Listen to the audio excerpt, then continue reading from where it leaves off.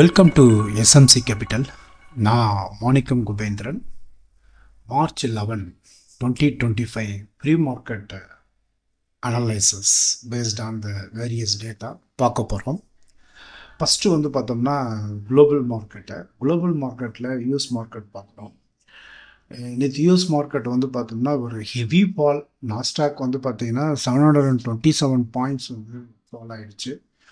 Tau Jones futures பார்த்தோம்னா ஒரு 100 points even till morning நெகட்டிவில் ட்ரேட் ஆகிட்டுருக்கு.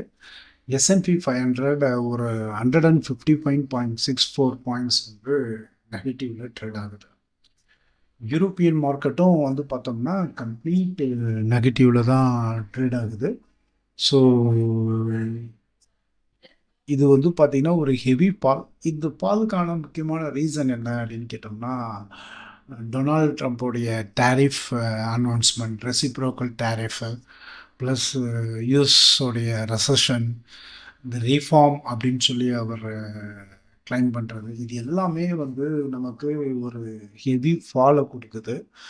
ஏசியன் மார்க்கெட்டை பொறுத்த வரைக்கும் நமக்கு பார்த்தோம்னா நிஃப்டி மார்னிங்கே -36 பாயிண்ட்ஸ் நெகட்டிவில் ட்ரேட் ஆகுது. இது நமக்கு ஒரு bad signal. Indian market Nifty 50 ஒரு 110 பாயிண்ட்ஸ் கேப் டவுன் ஓப்பனிங்க்கு பாசிபிள் இருக்குது அப்படின்றது இது காட்டுது.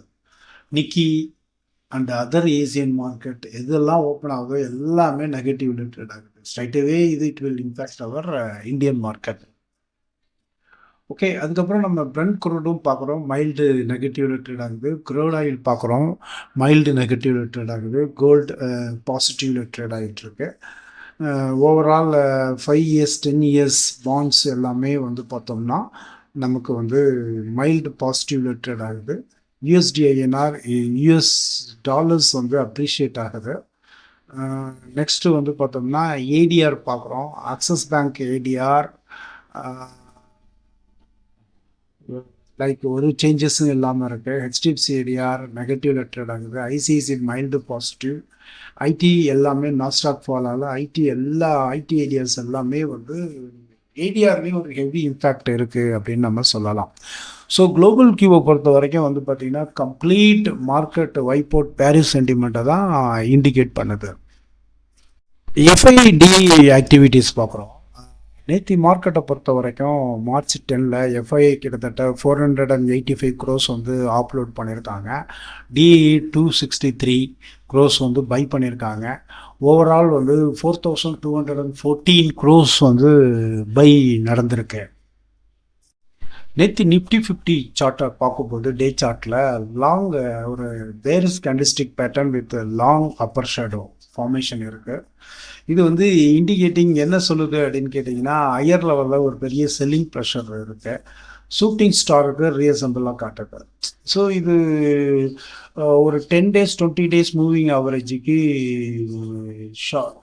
எபோவில் ட்ரேட் ஆகிட்டு இருந்தது. இது நம்ம நெகட்டிவாக பார்க்குறோம் அப்படின்னா டே சார்ட்ஸை பொறுத்த வரைக்கும் டெக்னிக்கலி நிஃப்டி 50 நமக்கு ஒரு நெகட்டிவ் சென்டிமெண்ட்டை தான் கொடுக்குது அப்படின்னு நம்ம சொல்லலாம்.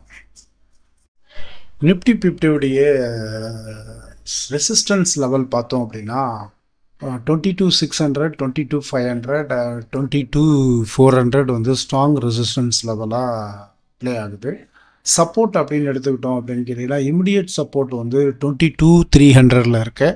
தென் 22,100 அண்ட் 22,000 ஸ்ட்ராங் சப்போர்ட் லெவலாக ப்ளே ஆகுது.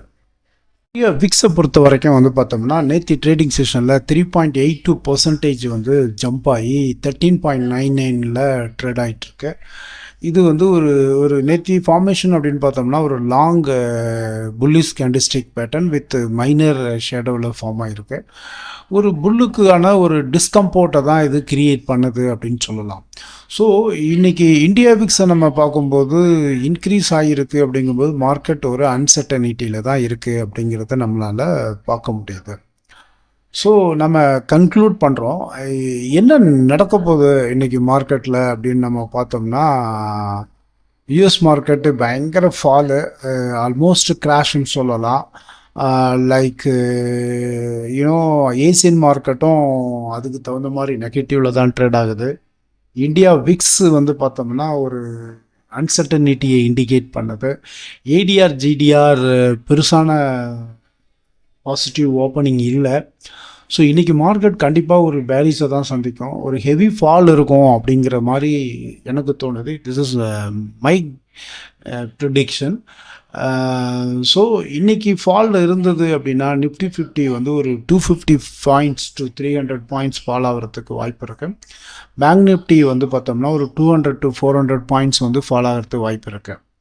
ஸோ இதை பேஸ் பண்ணி யாரும் ட்ரேட் பண்ண வேண்டாம். இது ஜஸ்ட் ஒரு பேசிக் இன்புட்ஸை வச்சு நம்ம ஒரு மார்க்கெட் எந்த டைரக்ஷனில் போகும் அப்படிங்கிறத கெஸ் ஒர்க் தான் பண்ணுறோம்.